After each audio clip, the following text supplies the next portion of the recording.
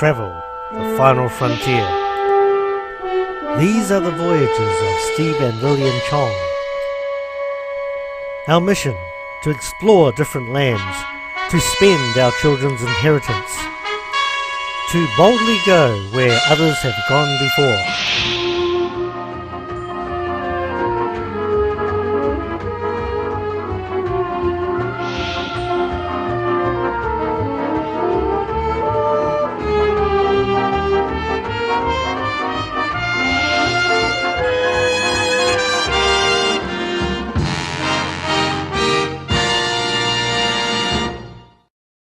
Hello and welcome to our fourth sea cruise and our second P&O Pacific sea cruise for this year.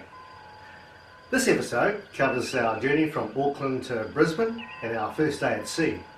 And then in episode 2 we visit Noumea, and then episode 3 Lifu, which is an island in New Caledonia, and then in episode 4 we visit Vila. And finally episode 5 covers our last 2 days at sea and our return trip to Auckland. So we hope you enjoy our home movies, a series of some 200 travel movies, and journey along with us and boldly go where everyone has gone before.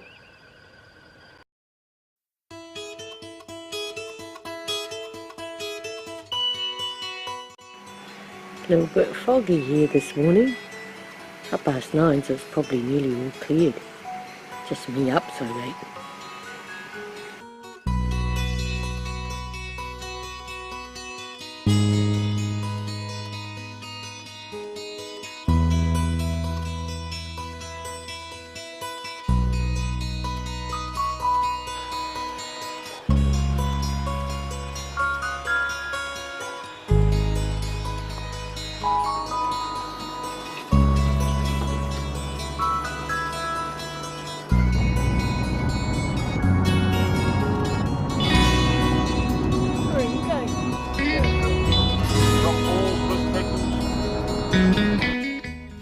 The 3-hour flight from Auckland to Brisbane takes about 180 minutes. Air New Zealand normally run an Airbus A320 on this route, but for some reason they upgraded the plane to a 767-300 series, my favourite plane due to the 2+4+2 seating configuration. The result was that the plane was half empty, and as we were on a seat plus bag fare, we bought our own food and of course my favourite chopsticks. By coincidence, Simon happened to be in Brisbane, so he picked us up and took us to the Ibis Airport Budget Hotel, about 2 kilometres from the cruise ship terminal.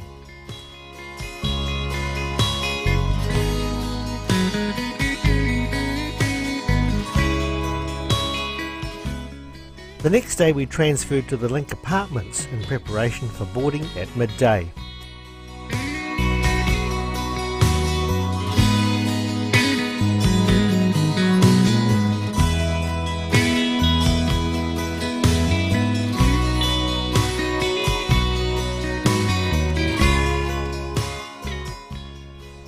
While Auckland has some great places to eat, Melbourne, Sydney and Brisbane do it even better.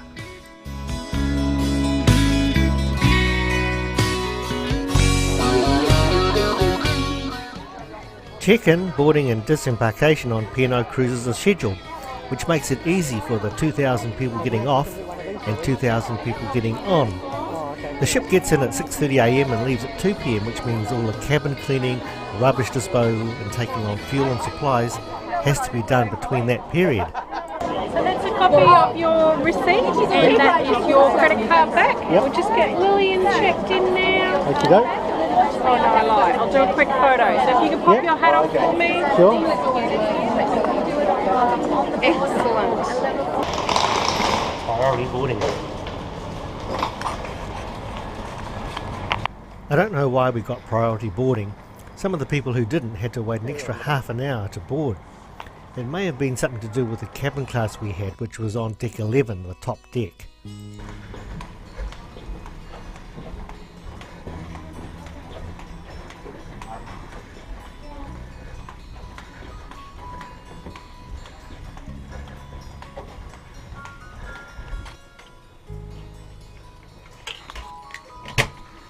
Lillian boarded before I did, and by the time I arrived at the cabin, She had set up shop for the next 8 days.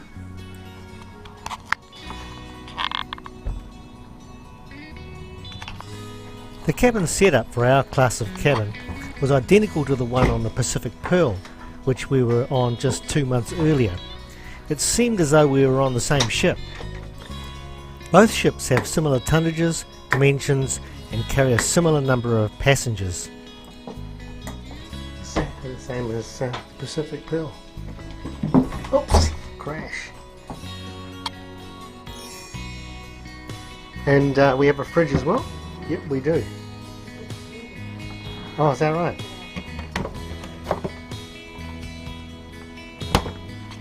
As it was 1 PM, we went upstairs to the plantation restaurant on deck 12 for a snack before participating in the mandatory safety drill. Good afternoon everyone, once again, this is the officer of the watch speaking from the bridge. At 13:30, which is in 10 minutes time, the ship's alarms will be sounded.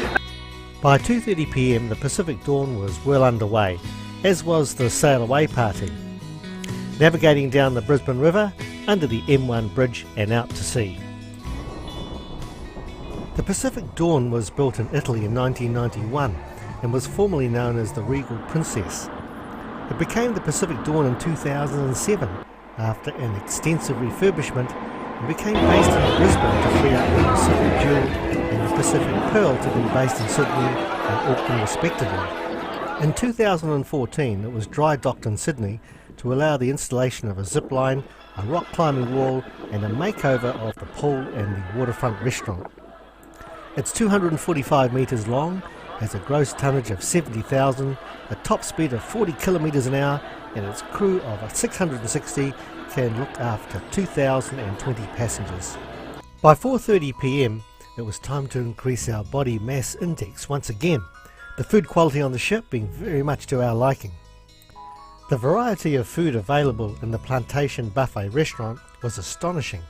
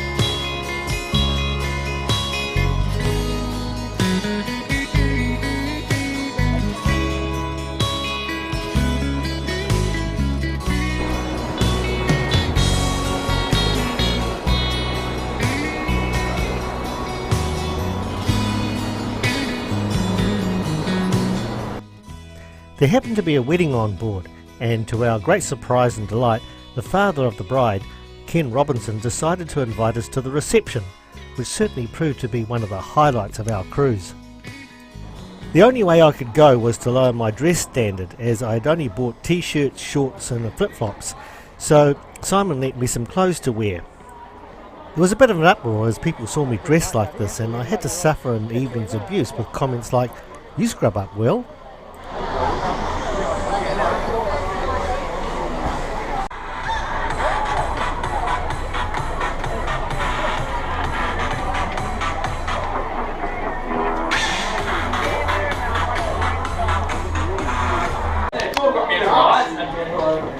After you. No, please. Go on, come up.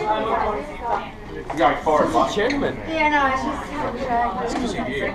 Oh, your kids are in there. I just saw it. Oh, private function.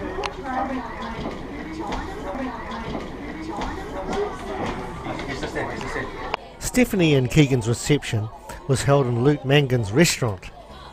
Luke Mangan is a famous Australian chef, restaurateur and television presenter. His salt grill restaurants appear in Australia, Singapore, Tokyo and 5 P&O cruise ships. He's also the consulting chef for Virgin Australia. So how is it?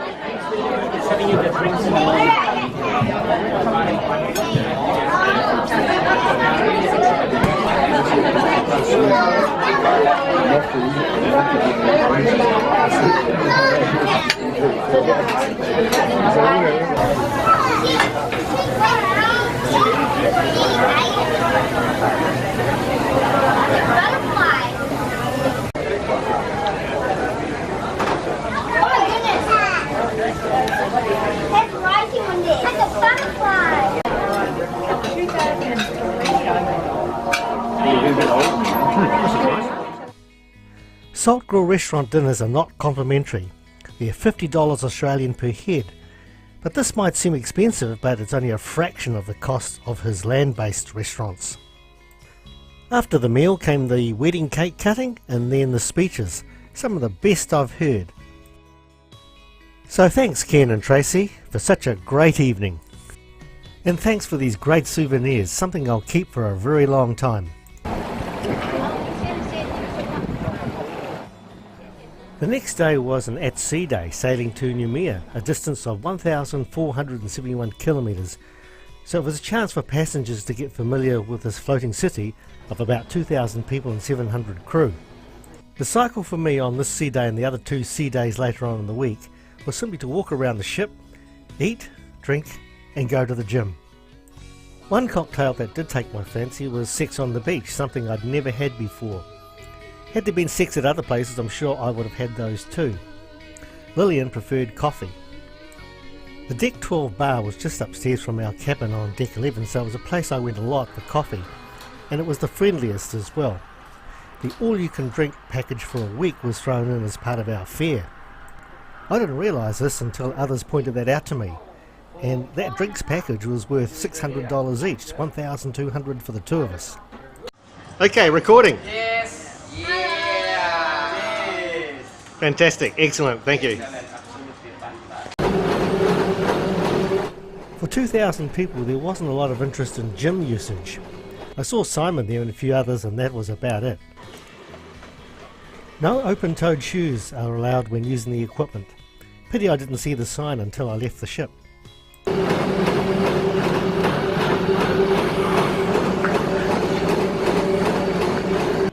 As with the Pacific Pearl, the centre of the ship is where all the shops and general services are.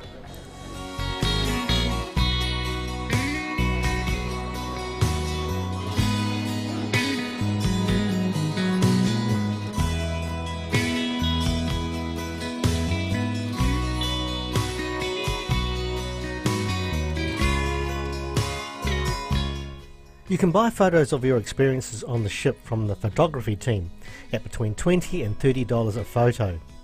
High-speed internet on board to your smartphone is also available at $100 per 250 minutes. At night the central areas are transformed for night entertainment. You can see more about the ship in episode 5, our final episode, which covers the last 2 sea days and our return to Auckland.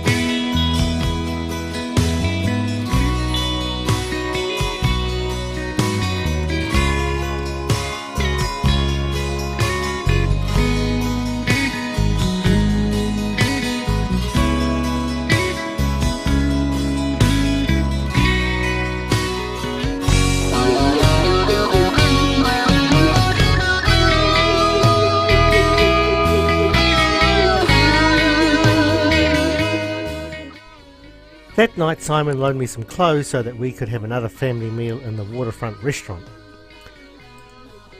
We hope you enjoyed episode 1, and in our next episode we find ourselves in Noumea.